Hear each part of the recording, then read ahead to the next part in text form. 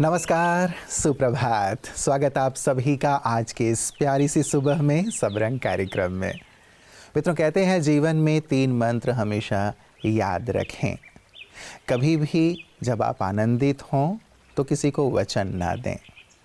यदि आप क्रोधित हैं तो उत्तर ना दें, और जब कभी दुखी हैं तो कोई निर्णय ना लें। सचमुच बहुत ही पते की बात है, गहन मंत्र है जीवन में सुख, शांति और सफलता के लिए।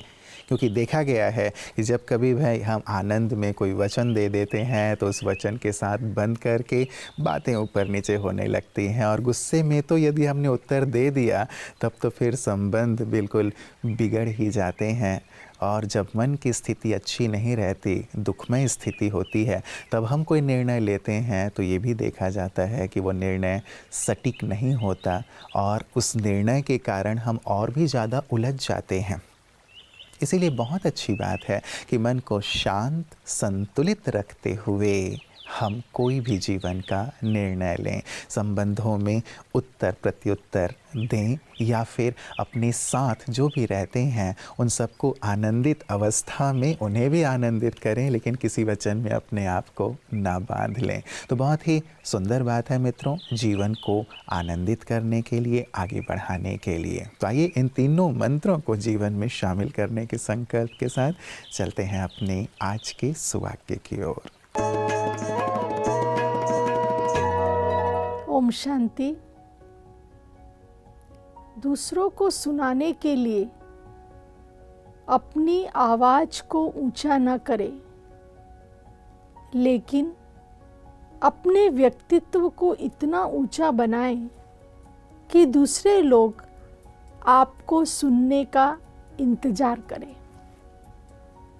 जीवन के अंदर हम कई बार अपनी बात को कहना चाहते हैं, लेकिन उस तरीके से ना तो कभी कभी वो समझ पाते हैं, और हमें भी बहुत प्रयास करना होता है, कभी ऊंची आवाज़ में, कभी गुस्सा, कभी चिड़चिड़ापन।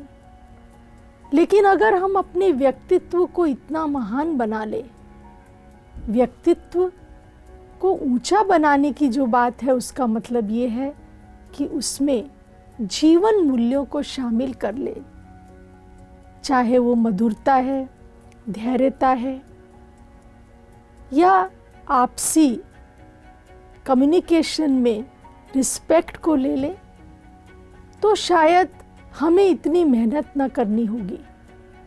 हम चाहेंगे वो बात उस व्यक्ति तक पहुंच जाएगी, और वो इंतज़ार करेंगे कि कब हम अपनी बात दूसरों को कहें। इसीलिए बहुत आवश्यक है कि जब हम दूसरों को बात कहें तो धीरे बोले, प्रेम से बोले और मधुरता से बोले। ओम शांति। मित्रों, मुश्किल आसान हो इसका इंतज़ार करने से बेहतर है कि हम खुद को मजबूत बनाएं, शक्तिशाली बनाएं। कई बार मुश्किलों के सरल होने का, आसान होने का हम इंतज़ार कर रहे होते हैं, और उसमें बहुत वक्त चला जाता है, बहुत ऊर्जा चली जाती है। इससे बेहतर तो ये है कि हम अपने आप को बहुत सशक्त बना लें, शक्तिशाली बना लें। यदि हम शक्तिशाली होंगे तो बातें आएंगी भी तो फिर हमें वो दुविधा की स्थिति में नहीं डालेंगी, लेकिन हम अपनी शक्ति के आधार पे सहज ही उससे बाहर आ जाएंगे। क्योंकि मुश्किलें तो जीवन में आनी ही हैं, छोटी या बड़ी। उसका सहज सरल समाधान यही है कि हम अपने आप को शक्तिशाली बना लें। यदि हम ऊंची स्थिति में रहेंगे, शक्तिशाली स्थिति में रहेंगे, तो बड़ी सी बड़ी बात भी हमारे लिए खेल बन जाएगी।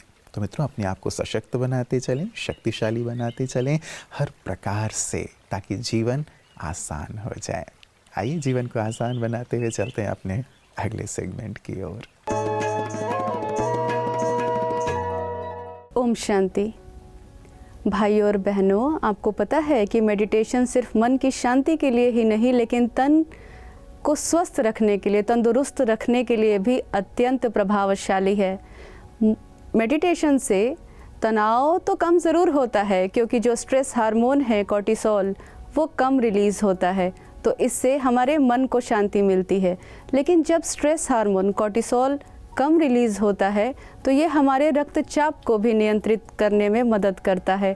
तो मेडिटेशन से हमारा ब्लड प्रेशर कंट्रोल रहता है और इससे हमारे हार्ट को भी आराम मिलेगा। दूसरा, मेडिटेशन जब हम करते हैं तो इससे हमारी इम्यून सिस्टम स्ट्रांग होती है, हम बीमारियों से लड़ने में ज़्यादा समर्थ रहते हैं।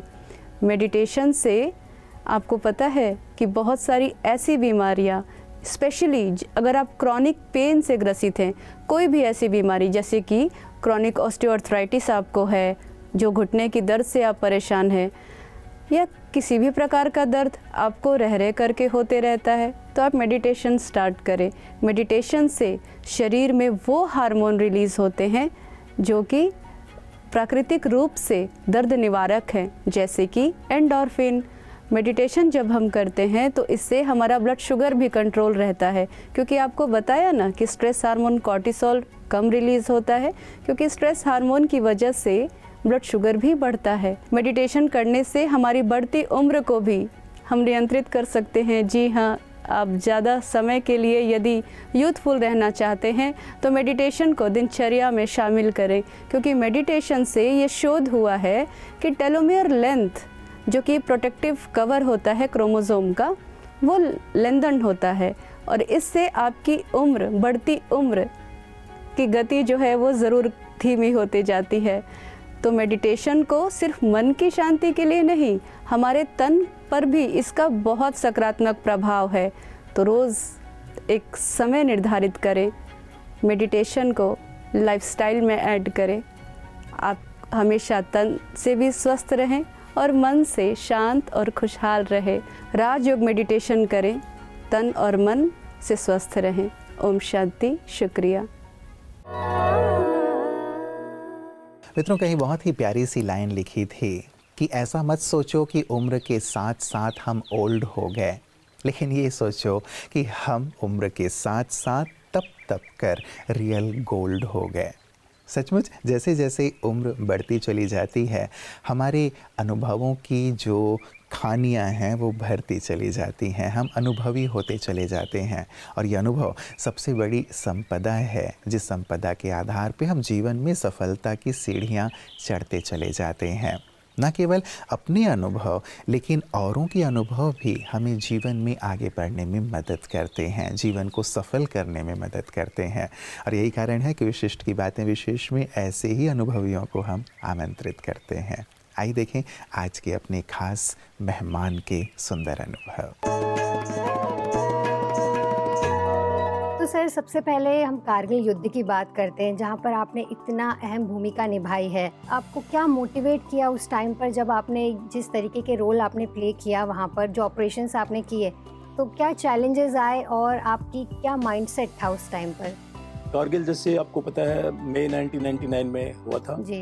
और इसमें जो पाकिस्तान ने हमारी कुछ एक जो पोस्ट थी जो हम सर्दियों में वेकेट करते थे, पाकिस्तान ने आके वो पोस्ट हमारी उन पे कब्जा कर लिया था जी। और मई में जब हमारी फौजें दोबारा इन पोस्टों को ऑक्यूपाई करने के लिए जाने वाली थी तो वहाँ पर पाकिस्तानी फौजी बैठे हुए थे। तो मेरी ले सेक्टर में पोस्टिंग हुई थी मई के महीने में 99 में, और 27 मई को जब हमारे फाइटर एयरक्राफ्ट वगैरह गए थे रेकी करने के लिए कि इन पोस्ट में पाकिस्तानी फौज बैठी हुई है तो कुछ टेररिस्ट बैठे हुए हैं, तो हमारे 2 एयरक्राफ्ट जो है दुश्मन ने गिरा दिए फायरिंग, मिसाइल फायरिंग करके। तो तब ये फिर हमको एहसास हुआ कि ये तो कोई टेररिस्ट नहीं बैठे, ये पाकिस्तानी सेना ने आके हमारी पोस्टों पर कब्जा किया हुआ है। तो इस दौरान हमारे तुर्तुक सेक्टर के नज़दीक में था और तुर्तुक में तकरीबन 18 के आसपास हमारी पोस्ट थी जो दुश्मन ने ऑक्यूपाई किए हुए थे। और इसमें से जब हमारी पार्टियां गई आर्मी की पोस्ट ऑक्यूपाई करने के लिए, इनको काफ़ी कैजुअलिटीज़ वगैरह हुआ। एक पोस्ट थी जो सबसे ऊंची थी और सबसे उस पर चढ़ाई बहुत डिफिकल्ट थी और उस पर शायद दुश्मन भी नहीं चढ़ पाया था। तो भारतीय सेना का ये मकसद था कि उस पोस्ट के ऊपर अगर हम कब्जा कर सकते हैं तो वहाँ से फिर जो दूसरी पोस्ट है उनको उनके ऊपर ऑपरेशन करके उनको खाली करवाना बड़ा आसान रहेगा। तो इसके लिए एक इन्फेंट्री की रेजिमेंट के यूनिट को टास्क मिला, तो उनकी पार्टी वहाँ पर जाती है, लेकिन क्योंकि दुश्मन की काफ़ी प्रेजेंस थी, जो रिज लाइन जिसके साथ से उनको जाना था, तो दुश्मन की काफ़ी फायरिंग हुई और ये उस मिशन में सफलता नहीं हासिल कर पाए। उसके बाद क्योंकि ये हमारे लिए बहुत महत्वपूर्ण चोटी थी, जी। तो फिर एक लद्दाख स्काउट्स की भी एक रेजिमेंट है जिसमें लद्दाखी सोल्जर्स होते हैं और ये सोल्जर माउंटेन वॉरफेयर में बहुत एक्सपर्टीज रखते हैं क्योंकि वहीं पैदा हुए हैं, तो पहाड़ियों पर बड़ी आसानी से ऑपरेट कर सकते हैं। तो लद्दाख स्काउट को फिर ये टास्क मिला उस जो विषम चोटी थी उसके ऊपर कब्जा करने के लिए। लद्दाख स्काउट ने ट्राई किया लेकिन वो लद्दाख स्काउट भी उस मिशन में कामयाब नहीं हो पाए। तो फिर एक प्रकार से जब तक इसको हम कब्जा नहीं करते तब तक हमारे ऑपरेशन आगे प्रोग्रेस करना बड़ा मुश्किल था क्योंकि ये सबसे ऊंची चोटी थी और इससे फिर हम नीचे की तरफ ऑपरेशन आराम से अपने प्रोग्रेस कर सकते थे। तो जब एक प्रकार से ऑपरेशंस में स्टेलमेट आ जाता है तो फिर भारतीय सेना के हाईएस्ट लेवल पे फिर सोच विचार होता है कि कैसे भी करके हमको ये पोस्ट ऑक्यूपाई करना पड़ेगा। तो फिर काफ़ी बेस्ट माउंटेनियर्स जो थे अलग अलग फोर्सेस के वो इकट्ठे किए गए लेह में और उसमें एक जेसीओ था और 10 जवान थे जो एक्सपर्ट माउंटेनियर्स थे। और क्योंकि मैं यंग था उस टाइम कैप्टन था तो मेरे को इस पार्टी का इंचार्ज बनाया गया और हमको ये टास्क मिला कि तीसरी बार फिर एक भारतीय सेना की तरफ से कोशिश की गई उस विषम चोटी को कब्जा करने के लिए। मित्रों, चलते चलते अपने बड़े बुजुर्गों के द्वारा दी गई एक और शिक्षा की सुंदर सी बात। वो कहा करते हैं कि यदि कोई तुम पर कीचड़ उछालता है तो उदास मत होना, क्योंकि व्यक्ति वही देता है जो उसके पास होता है। बहुत सारे ऐसे लोग होते हैं जो अपने अंदर नेगेटिविटी ही रखते हैं और इसीलिए नेगेटिविटी ही हमारी ओर फेंकते हैं। लेकिन हमारे पास क्या है ये हमें देखना है। हमें अपने पास केवल अच्छाइयाँ रखनी हैं, हमें अपने पास केवल खुशियाँ रखनी हैं, शांति रखनी है, आनंद रखना है, सुकून रखना है। और जब ये चीज़ें हमारे पास होंगी तो यही चीज़ें हम औरों को भी प्रदान करेंगे। तो मित्रों, हमें देखना है कि हमें क्या चीज़ अपने पास रखनी है, क्या नहीं रखनी है। दूसरे कुछ दे रहे हैं, उस चीज़ के आधार पे अपने पास गंदगी को हम ना रखते चलें। हमारे पास तो सकारात्मक चीज़ ही हो और उसी की आज लोगों को, संसार को भी आवश्यकता है और यही चीज़ें सचमुच हमें महान बनाने वाली हैं। इसीलिए अच्छाइयों की खानियाँ बनते चलें और अच्छाइयों को भी औरों को बांटते चलें। आपका दिन मंगलमय हो। इन्हीं मंगल कामनाओं के साथ नमस्कार। ओम शांति।